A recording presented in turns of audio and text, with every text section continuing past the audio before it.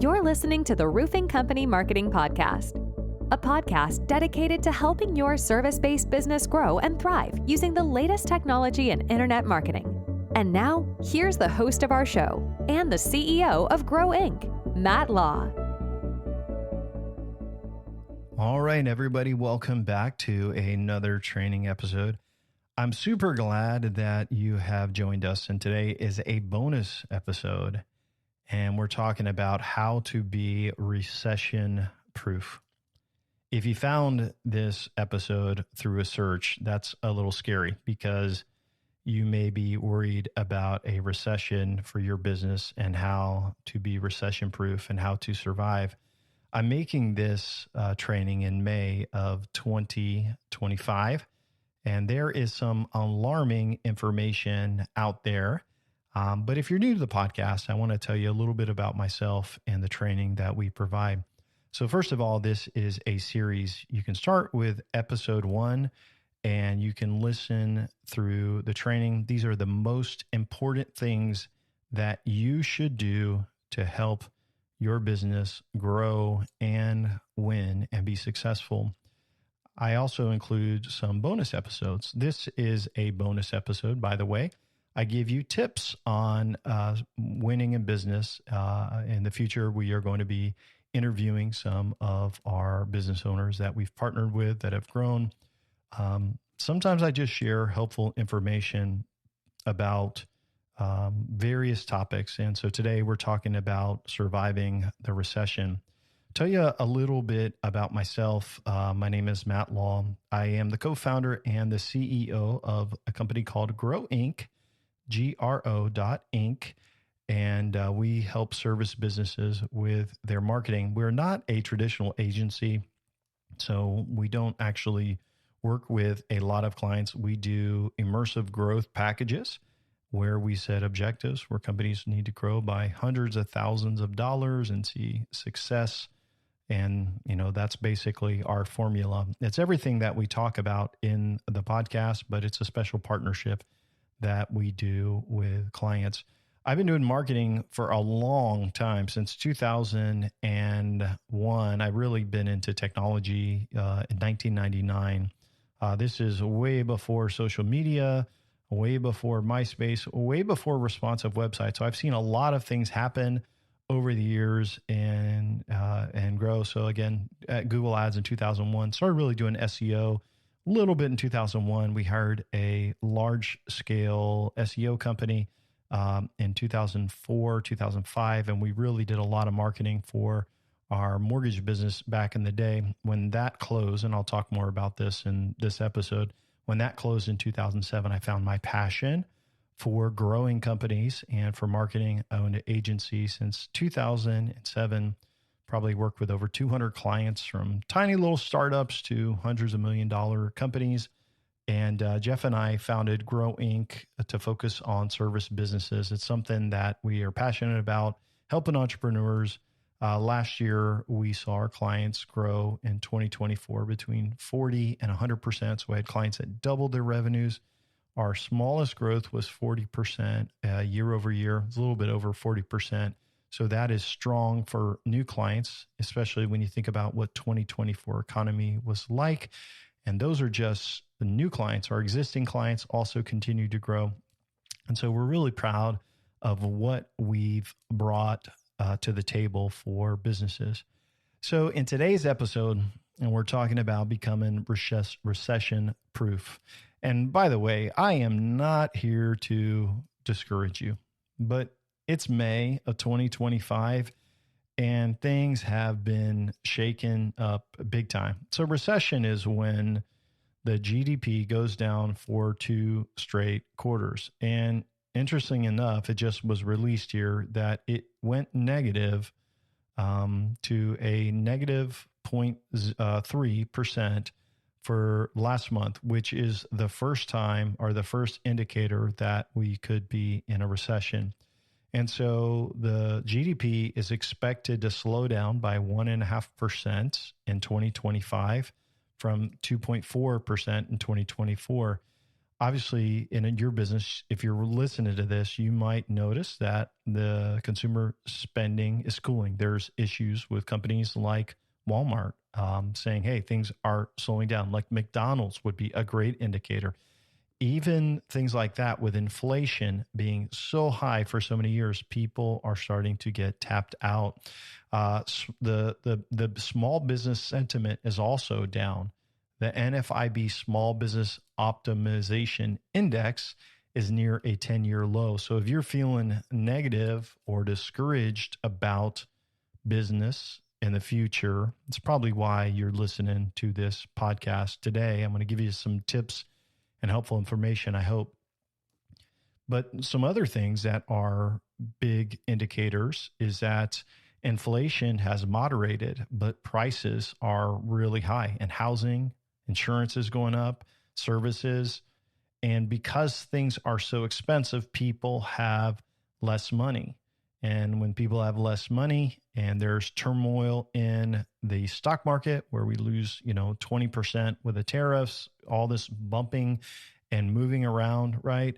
With all of this chaos, it makes it harder for people to take action. So they don't want to get a home equity line of credit to do renovations because, hey, I don't know what's going to happen. When their savings goes down in the stock market, they're like, hey, I don't know if I can retire at the right time now. So it brings an uncertainty to the marketplace. Home sales is where a lot of our clients are located in their service businesses. The home sales, when there's an impact, that's really rough. So it's like a 30-year low of the number of homes that are selling all across the U.S. So with high prices and high interest rates, there are less transactions, which means less service calls, less, hey, I want to do this to my house. And so that is going to impact a number of service businesses and a couple of other things. If it doesn't sound good enough, might as well just go through it all. Unemployment as of today is 4.2%. But I have never seen more uproar on social media about layoffs and the turmoil from the government layoffs to the people afraid of losing their job. So it's not like right after, COVID-19 and like, hey, I'm not working here, take this job and shove it or whatever. It's not the same. And so I think it's a different time we're coming into. And it's hard to know what's going to happen. I think one of the things that is really interesting is this Michigan consumer sentiment. It's really, really bad. And if you look at the number, it actually goes back as bad as 2008. And so we've got tariffs. What's happening with that? Who knows, right? And I'm not being, I'm not talking politics here. I'm talking about whether you agree or disagree. It's causing chaos in the marketplace. The thing with the student loans, that is people can't afford their student loans. The automobile surge in inventory and housing is growing. Finances are tight. And so if you want an honest, unbiased approach, what I would do is go get on your phone or on your computer and go to ChatGPT and ask about what's going on today versus what was going on in 2005, 2006. What are the numbers like? What are the numbers of delinquencies? What are this? What about debt? What about credit card? What about savings? And go through those and compare and do a comparison and then say to ChatGPT, what's going on in the market? What's going on this? Now, if you were to compare those two things, ChatGPT, what do you think next year is going to look like? And I will tell you, I did this because I was curious. It doesn't look good. At the same time, there is hope and opportunity for you to thrive and to win no matter what happens. Every month, I usually talk to one or two new prospects who call me and I ask them, how was your sales in 2024 versus 2023 versus 2022? How is the last 12 months? And almost every single customer is down by about 10, some down 20% year over year. Now, remember, These are prospects. But I will tell you, last year, all of our clients saw significant growth. The minimum new client grew by 40%. We had companies double their revenues in 1 year of working with us. Very, very proud of that. All of our existing clients are growing. So here's what I want to tell you. There are the right things that you can do to help you not only survive any recession, but to thrive in any recession. So I want to say that I've been there and been through pain more than most people probably realize. So I do hope that there is no recession. But today, I hope that what I share is helpful so that if you find this down the road and the economy's struggling, it will encourage you, it'll motivate you, it'll give you some tips for how to survive and to thrive in the long run. But in 2007, my wife and I, we owned a large mortgage lending company. We were one of the first online companies in our area. We invested in SEO. I've been doing Google Ads since 2001. We had some pretty cool advanced technology where we had hired developers to help us communicate on our loans. Probably had about 20 team members at the time. We were expanding. We just rented a beautiful and renovated a beautiful 6,000 square foot office, multiple consultation rooms. We were expanding. We were hiring. We were flipping houses. I mean, we were doing a lot of things. And obviously, we saw a downturn in the economy from 2006, 2007. But here's the thing: you think, well, everyone's saying it's not going to crash, so how could it crash? We thought we could survive the storm. And I had hundreds of thousands of dollars in savings and in lines of credit available. And here we go. We're going to make it through. Let's expand. Let's go. And I will tell you, it didn't work out that way. It was terrible. We lost it all. My wife and I lost everything. Our house got foreclosed on.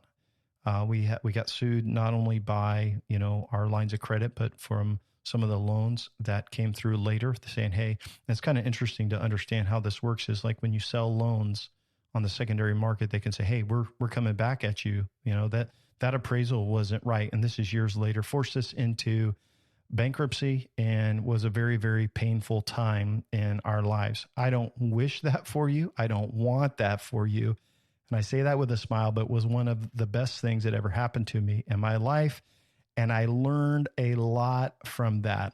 Hopefully, you'll never need the advice I'm going to give you. Hopefully, there is no recession. Hopefully, you're going to be okay. But what I'm going to share with you today is how to be recession-proof, how I run my business now and today, how we help our clients grow now and today versus the things that I did when I was a much younger young man. So now I'm 48 years old.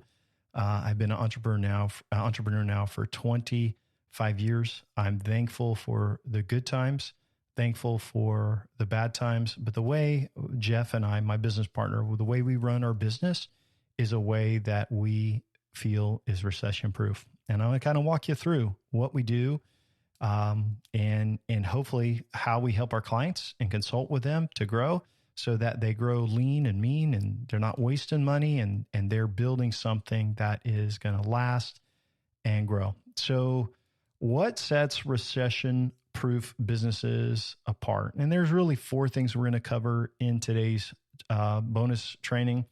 First of all, we're going to talk about how to be lean and mean, and we're going to talk about cutting waste and fluff and things that just don't matter. And we're going to go through that. I'm going to talk about focusing on the customer experience. In a recession or in a downturn, you can't cut customer value. You have to add even more customer value because it's so much tighter. There's so many your competitors that are going to be so desperate to give away everything cheaper. And so you have to deliver more value to the customer so they want to work with you. We're going to talk about being prepared, having an action plan, and what happens when. What do you do when? And then the last part, I'm going to talk about focusing on marketing, the right marketing that gives you ROI, because there's a lot of things that aren't going to give you return on investment. And so let's jump in and let's break things down. So the first thing I would just encourage you, maybe you found this podcast and you're like, hey, things are kind of lean and I am tight on cash. I am tight on, jobs are slowing down and I'm in could be in a bad way. And a lot of times that's when we kind of start thinking about things at night. We're worried about what we're going to do. We're worried about finances. And so we start researching, and next thing you know, we're listening to some guy on a podcast. As I shared in 2005, 2006, I think available capital, when you think about how much more money that is back then, probably $250,000, no personal debt, by the way, just our house mortgage, no car payments, nothing like that, just a mortgage. And we had cash and savings and we had lines of credit, no debt. And I thought, man, we're doing great. And because I had that extra capital, I was not lean with my finances. And if I could go back, and I don't really want to go back, okay, but if I could go back and not avoid that pain, maybe I would, but I'm thankful for that. But here's what I know. I expanded and ignored all signs of being diligent. And what I mean by expanded, we had a vehicle that we had painted, custom paint job. We spent money, lots of money on that. New office, furniture, parties, all of these things to grow as if, hey, it doesn't matter because we have cushion. What I should have done is kept things very, very lean and kept a lot of cash and access to credit. So the first thing I would encourage you is focus on being lean. How can you build more cash reserves? How can you get access to lines of credit? I mean, line of credit is a very affordable thing to get. Like, you usually can get a line of credit for your business. You can get a line of credit if you have equity in your home. You don't have to borrow it, but it's good to have it available if you need it, because here's the thing, cash is king. If you run out of cash and you cannot pay your bills and the company closes, then you have no way of growing, of making that money back. So if you can't keep the company open, then you're done. So cash is king. So I just always encourage entrepreneurs when I'm talking to them, make sure you have cash reserves, right? Make sure you have availability to credit. What it will do is we'll take financial pressure off you. And if you are always making decisions out of fear of money, because what if you don't have enough to pay payroll or whatever, you are going to make bad decisions. You are going to make rash, emotional, bad decisions. So having reserves in place, access to credit, that is going to, first of all, give you some peace to sleep at night, give you time to work through some issues. And I strongly suggest, looking at lines of credit. The other thing is you got to cut expenses, right? Cut what is not driving revenue, cut waste. And what you could do is go through your bank statements and how many subscriptions, right, do you have that are personal, that are probably going through your business account? How many meals, right, you're eating out on and as business? What kind of digital subscriptions does your company have that you don't even know what they're for, right? All the things that service businesses invest in, like if they were to look through their bank statements and you were to go through it for one 30-day period, you would see so much waste where you could highlight, cancel. You can also negotiate things. So if you've got a payment to something like going through a recession, things are tough. Hey, talk to the people that you have payments to each month and negotiate with them. Hey, can I pay a little bit less, right? This is too much. I need to drop this service, especially if it brings you no return on investment. Things like a lot of times companies invest in a coupon book and they've been doing it a long time and they're okay, it's expensive. No, cut it or say, hey, I want the same thing for half the cost, especially if you haven't measured it, which hopefully you have been measuring your marketing, but we will talk through that here in a few minutes. But find what really matters. What matters to your customers? What matters to you? And if it doesn't matter, cut it, right? Office space, cut it. Like there's a lot of things that you could not invest in and it would not make a difference to your bottom line. So at Grow Inc., when we founded the company, Jeff and I focused on being extremely lean. And so we have very, very few monthly subscriptions. We have super low overhead. We work remotely.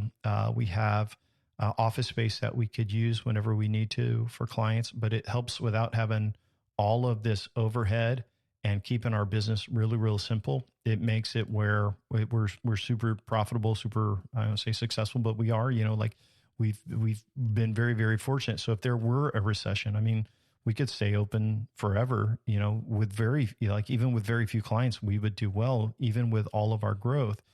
And in 2008, my first year that I opened up my agency, that very first year, what I'll tell you is I was slammed. Why was I slammed in 2008? Because the recession was starting. It was really upon us.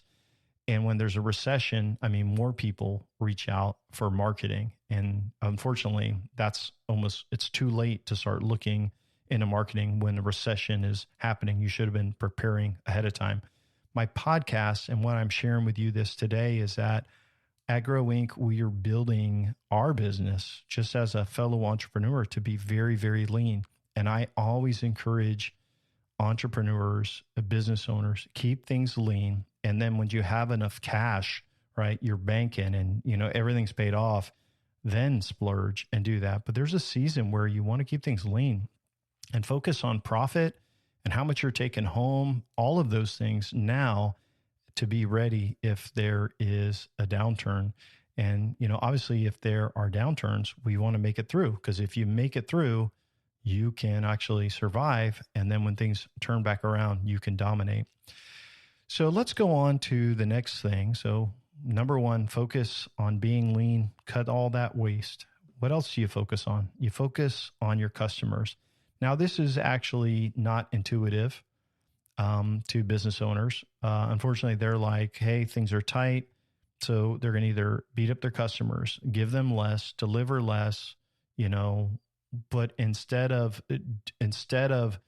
not serving them well, my suggestion is think about your customers even more.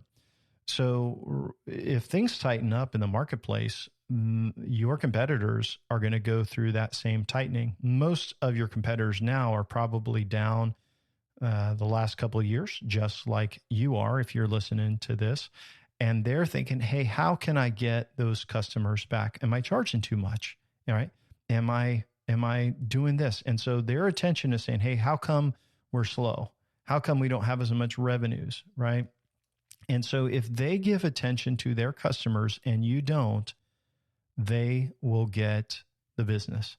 And so you don't want to take out your frustration on the customers, but more than anything, you really want to love them well. And so I'm going to give you a couple of tips of how a lot of our clients do this so they can serve their customers well. So the first thing we do, usually we do a 2-day planning meeting, and we'll go through our clients' unique selling points. And so we would take a company like yours and figure out how you're better, faster, nicer, like all these different things. Hey, do you guys do background checks? Are you sending a bunch of druggies to people's houses, or are they background checked? We want you to figure out what people want to hear so that when they understand what you do versus your competitors, they're like, wow, they just love working with you. You provide a ton of value for them. So first of all, you look internally, you think about how you can innovate and add value to your customers without adding a lot of cost. So that's discovering your unique selling points. Then once you have great unique selling points, you obviously want to communicate those. So when people opt in on our clients' websites to request a quote, like your website, we share with them our unique selling points. There's like a PDF that goes and a video and a text and all these things that goes to them and says, hey, here's who we are. Here's why we're better. Hey, check out our online reviews. And so what we're trying to do is say, hey, there's all those other companies out there, but here's how we are different. So a lot of times I'll work with a new company and we only take on clients that have decent reviews. I know not everybody's going to have great reviews, but 4.5 or better shows you're doing a pretty good job. And then when you ask more people for reviews, you get them. So now is the time to get reviews, because here's what I'm going to tell you. You maybe don't understand this. When someone hits Google, there's 3 options in the 3-pack, and they're picking the one with the highest reviews, not the one with the most reviews. They are picking the company almost always with the highest reviews. So if you're not 4.7, 4.8, 4.9, you're already in trouble. And so now is the time to find your customers, make them happy. And so I want to share with you our process for getting reviews. There's a couple different ways to do this. So maybe, if your service business goes to people's houses and their employees, you can make a gift. And I'll give you an example. It could be a cup wrapped in cellophane, like the nice wrap with a bow on it. It could be a coffee cup. It could be a tumbler. Some of our companies, clients use lunch boxes, which are pretty cool. They have their logo on them. Some do shirts. There's all kinds of cool things that you can do, but it needs to be packaged really nice. But inside of that gift package, thank you, we're leaving, appreciate you, or maybe the job is done, you collect the final payment, and then you send out a gift in the mail. And this is what it is. It is a gift that is not cheesy, not small. It's quality, but it's maybe $7, 4imprint.com. We use a lot of times to get gifts. And inside of that gift, we will put usually 5 business cards, which are either the owners or just a generic referral business card. And there is a double folded business card, which says thank you on it. And then when you open it up, it says, thank you for your business. We really appreciate you. If you would please leave us a review, we would really, really appreciate it. And there's a QR code.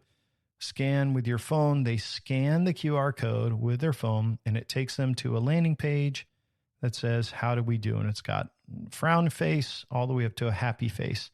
If it's a frown face or the line face, they go say, hey, fill out this form. How can we make it right?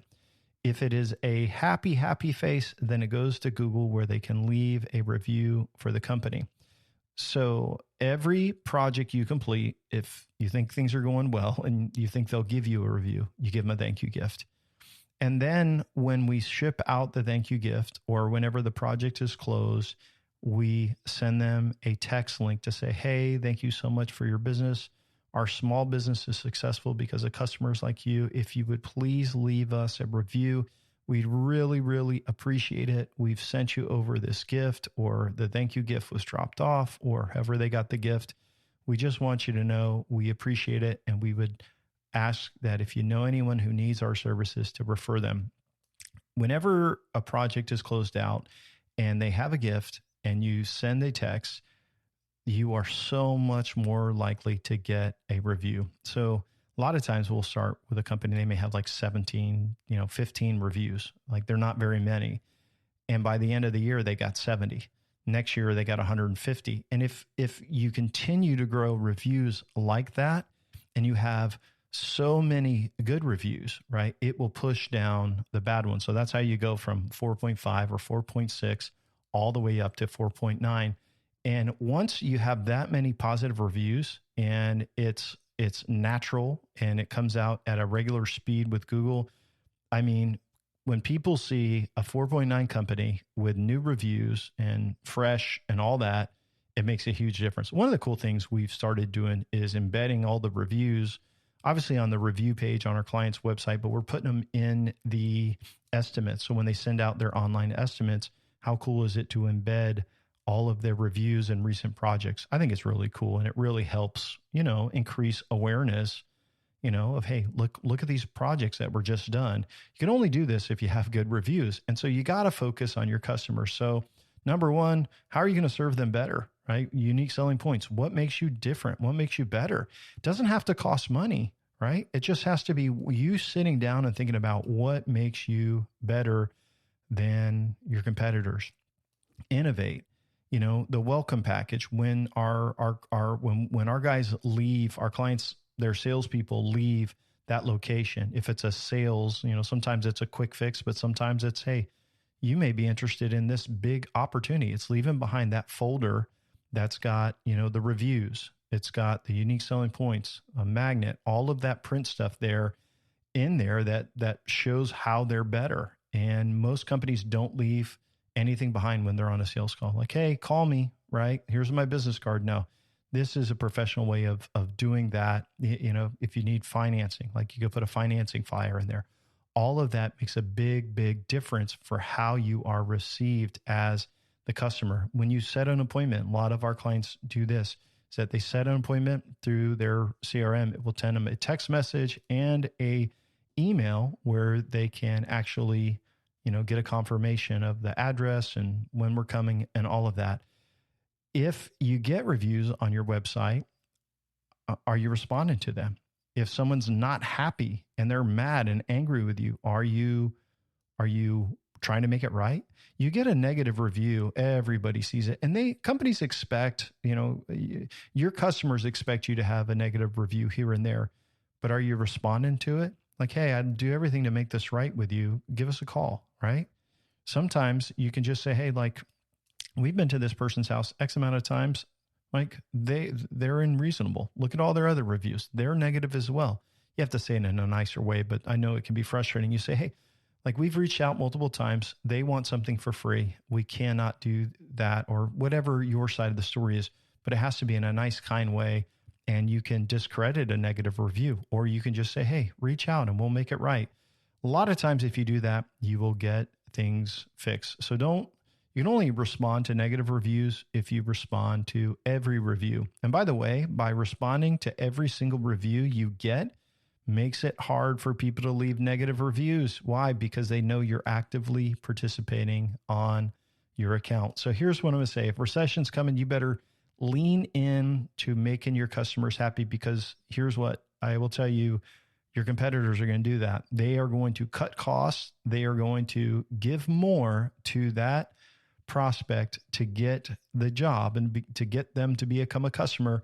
So if you're ignoring the customer, you are going to be in trouble. Point number three is that I would just encourage you to focus on being prepared. And so if you found this episode, right, maybe it's 2026, maybe it's late 2025 and things are tight and you're like, recession-proof, what do I got to do? It's going to be tough because you're not going to be as ready. But if you listen to this in 2025 and we're still hanging in there and things are okay for a little bit of time, at least you'll be prepared if you follow some of the things I'm about to share. Question I have for you is, who's going to be the first to be fired on your team? Who's going first? And you ought to already have that in your mind right now. Like, who's going to be the first person to go? In 2006 and 2007, we had all of that capital, right? We had a lot of money saved. I mean, a lot of money saved and the lines of credit. But I said, hey, we're not letting anyone go. No, we are going to make it. We are all going to survive. And I fought on and we cheered and we tried ideas, and I kept paying people and kept paying people and I kept paying people until we were almost out of money. Oh man, we were faithful, right? Oh, we championed it, right? And then in September of 2007, I said, guys, hey, we're not going to make it. We're running out of money. We are losing big money. Nothing's closing. Companies that we were selling our loans to were also closing. What a mess it was. So many houses for sale. What a mess all of it was. And I know, hey, listen, you're like, oh, well, you were in the mortgage business. Like, listen, our company handled ourselves with integrity. We didn't put people in these crazy loans. If somebody proactively asked for an adjustable rate mortgage, we made them sign extra disclosures because I said, one day this is going to bite people. We made people sign extra disclosure. We had an incredible reputation with real estate agents, fast technology. I was super proud of our company. So I thought it would last. Like, no, we're doing things the right way. We're not doing this crazy stuff. Well, when the economy crashes, you can't do anything about it, right? You are where you are. And so there's not much I could do. But I kept our staff on and kept them like, we're going to keep going. We got to fight. And here's what I will tell you. In the end, we closed down. My wife and I went through bankruptcy, went through foreclosure. We lost everything and started over. And by the way, I tell people all the time, I'm so glad it happened. All right. I found a new, sometimes as entrepreneurs, we are so over-identified with our work and our companies, right? I'm way more successful now than I was back then. Have way more saved now than I did back then. Way more happy with my work and what I do now versus then. My marriage is better. My health is better. All of these things are true, right? I'm thankful for that mess and that time, but I don't wish it on anybody if they can avoid it. We kept all our staff till the end and we went through it. And guess what? They all had jobs within a week, 2 weeks, 3 weeks. Everybody was fine, but we went through the fire. This is your company you've worked hard for, right? Who's going to go first if there's a recession? Be prepared for who you're going to fire and why, right? You can care about them. You can wish them well, be nice, but you got to let them go. Remember, how are you going to have capital, right? Being prepared means where's the capital coming from? You got savings, you got a line of credit, you got a home equity line of credit. Cash is king in business. And so keep as much capital available as you can. Go to banks, ask for a line of credit, right? Go to your mortgage company, get a line of credit. Not saying use it, not saying waste it, but be prepared. Maybe there's some suppliers that you work with. Is there a way to get better financing on it? Longer terms, more days before you pay. Is there wasted marketing that you could get rid of? Right? Here I am, marketing consultant, encouraging you, but is there wasted marketing you could get rid of? I know it's great to sponsor little league teams and, have your name in the paper and all these events and these golf tournaments. Cut it out now. Save money on that. That doesn't give you a return on investment. Don't invest in marketing that doesn't give you a return on investment. And as I share this with you, I want to say something. I am not encouraging you to be negative with your staff or your people or to tell them your plan. Absolutely not. That's not the message for them. But if things get tighter, you have to be ready to act. And so you can be positive in the storm, right? You can say, hey, I'm sorry, but here's what I'm going to tell you. When you go into the storm, you are going to feel better prepared. I don't know about you guys, but I live in Florida, right? We live 30 nautical miles, 30 miles from the Atlantic Ocean, Daytona Beach, New Smyrna Beach area. So we're inland, but not by a lot. Since 2004, I've been through a lot of hurricanes. Last year, we lost power, I think about 7 days, right? It's miserable, hot. Here's what I'm going to tell you. Nobody likes going through hurricanes. It's no fun at all. But I always feel better when I am set up for the hurricane. And what I mean by that is we got charcoal ready to grill, right? Got my generator going, got gas, right? I got a little window unit that our whole family can go into the master bedroom and we'll plug in this, this extra air conditioner so we can still be cold when everything else is hot, right? Those are the things that you do and you're prepared for the storm. And then, hey, if you don't lose power, guess what? You're not mad. I promise you that. You're like, oh, thank God we didn't lose power. But if you do lose power, you are prepared. And so the thing I would tell you is be prepared, right? And the things that you can be prepared for to win is to, number one, focus now on being lean. And if there is no recession, you'll have extra money, right? Treat your customers super well. Focus on them because that's going to be tighter and they are going to be looking for value. And then you be prepared with your finances, right? You be prepared with how things are going to go. Have a game plan in place. Maybe it's like, hey, we're going to get rid of this lease. We're going to cancel it. Sorry, business owner, but hey, sue us if you have to. Like, we're going to cancel the lease and we're going to go to this location. We're going to go virtual. Like, there's a lot of options. And like, again, you have to figure all of those things out. The last thing I want to share, if there is a recession, is that you got to focus on marketing with ROI, return on investment. Business owner, I hope you hear me. You have likely a database. Are you emailing them? Are you remarketing to them? So start with the free stuff. Most everybody has a database of customers. Go get a MailChimp account and send out monthly emails. This is one of the things we do for almost every new client. Like last year, we had a client that had 16 straight months of decline, and their SEO was really, really messed up from some of the changes that the company had done before us. I mean, almost like a malicious attack on their SEO. 16 straight months of decline, and we launched ads. We helped them with their USBs. We got their print stuff. Number one thing we started doing is marketing to their customer database to get more business, to get more referrals. Every month we sent out emails. Their data at the end of the year, they were up 40% for that. And their SEO still wasn't really, really strong. It actually was not as strong as I thought it would be at all, partly because of the damage from the malicious SEO, partly the marketplace was competitive, partly was a few other things with the campaign, but they still were up by 40% year over year after 16 straight months of decline. Why? A big part of that was communicating to customers. We took all of their customers, we exported them. Those were also on a marketing list that we could upload into Google. Powerful how you can do this. So stop wasting your database. If you are like, hey, things are tight, start communicating to your database right now. Most companies don't do this.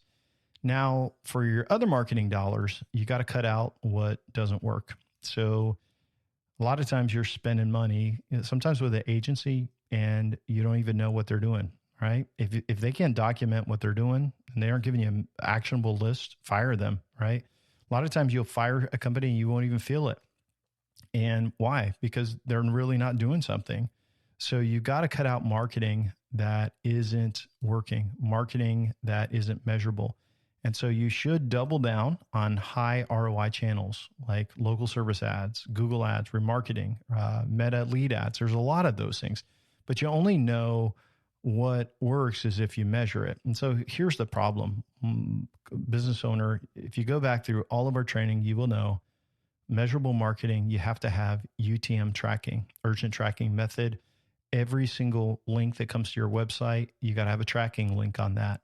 And then it has to be stored on the browser and cookie in that user's website. Like when they're visiting your website, when they request a quote or they call you, you know how you got that lead through CallRail, call tracking metrics. They fill out the form. You say, hey, I just got this lead. It's from Google. This takes work to set up. But once you have measurable marketing in place, you know what works and you know what doesn't. It's funny is we had a meeting with a client. It was his annual renew just a couple of weeks ago. And I was like, hey, let's do some research. All right. So 9 months of data we had, and we looked at how much an appointment was worth. I was like, hey, did you know your average appointment is worth $2,000? Every in-home appointment you have to sell is worth $2,000 on average for leads. And so if we want to hit this number, we got to have this many appointments. Now let's figure out where we got the most appointments from. And so we worked back to say, okay, what generated the most appointments? What form of marketing generated the most ROI, return on investment? Once you have that data, we could say, okay, here's what we have. Now let's look at some things that we want to turn off and let's reallocate the money. And so there was a few things that we looked at. One of them was the Microsoft Ad Network, which sometimes it works great, but for them, it was their lowest return on investment. I said, hey, let's cut that and let's reallocate that to here. And we cut that expense, added it more there, and they're having their best month ever. It's still continuing to grow. Now, there's a lot of things going on in this campaign, right? That client's up almost 100%. We'll be up probably 110% year over year total. But when I look at that, it's not just one thing. It's reallocating wasteful marketing to what is working. So you got to look at the ROI. And unfortunately, if you don't have this set up, that's what makes it hard. So start with what's free, right? Get measurable marketing in place. You can go to a company like CallRail and get call tracking set up. We set that up for our client. These are things that we do. I can't help you with everything, right? If we go through a recession, but what we do is the ROI marketing and the customer experience. Those are our areas. You being prepared and who you're going to fire and keeping things lean, that's kind of on you. But these are some things that we do. So I think that wraps up our podcast. I want to share just a couple things to encourage you. First of all, recessions, they don't create weakness, right? In business, right? They expose our weaknesses. And so the best prepared companies aren't going to just survive a recession. They're going to gain market share and they're going to come out stronger. So if you can make it through by being tough and lean and mean and doing the right things, a lot of your competitors won't make it. They are going to, this is too hard. Business is hard, right? You know it's hard. If you're listening to this podcast, you know business is hard. They're going to give up. But at the end of it, you can survive the storm and come out further ahead and really dominate market share at the end of the recession if you make it through. So I just encourage you, stay calm, communicate clearly with your people on your team. Be honest. Tell them about how you're prepared. It will give them peace. It will give you peace. Make really smart data-driven decisions. Don't panic, but look at the data. Every single business owner has a QuickBooks account and they can go in and they can see what the trend is. And if there's a trend, hey, it may be time to take action and use this time to gain market share. If it does get worse, then now is the time to act. When's the best time to start a marketing campaign? Yesterday. When's the best time to plant a tree? 20 years ago. But the second best time is today, so get started. And so 2024 was a tough year for a lot of companies. And as I talk to prospects in 2025, it's been tough for a lot of those prospects. But our clients are winning. And they're using strategies to win. Now, I will say they're not winning as much as they were in 2022 and 2023, 2021, but they're still winning. And their competitors are really, really struggling. Before any of our clients, sign a contract, I always let them call, multiple clients and hear about their success. And decided, Jeff and I were talking the other day that we're going to bring some of these guys on the podcast. I would just love for them to share their stories. Yeah, I think it would encourage you, business owners. So I let them talk to these business owners and they talk to them before, and it gives them an idea about the journey they've been on. Because winning in business isn't just, hey, snap your fingers and you're successful. No. It's paying the price and doing the right things over and over, and then you see success. So anyway, if you're listening to this, I just want to encourage you, make sure you go through all of our training, especially if you need help with marketing. Start with episode 1 and go all the way through. I think you'll find a lot of value in it. If you want more free resources, you can check out our website, www.gro.inc. That's grow.inc. And we've got some awesome resources there for you. There's some audio training there, which is part of the podcast. But we also have our marketing book, which is unique. It's our 4-step marketing blueprint. It's got an audio version. There's a checklist of the do-it-yourself marketing plan and our software. You can check that out. And if you want to spend some time and talk to us, see if maybe you'd be a good fit to work with us as part of our growth marketing strategies, and maybe we can help you with your marketing, you can also schedule a call there. So hope you have a great day. I wish you the best of success, and hopefully you never listen to this podcast because there is no recession. Have a great day, everyone. Thanks for listening to the podcast today. We hope you found today's episode helpful and informative. For more information about Grow Inc. and to request our free marketing blueprint ebook and other resources, please visit www.grow.inc. That's GRO.inc. We'll catch you in the next episode.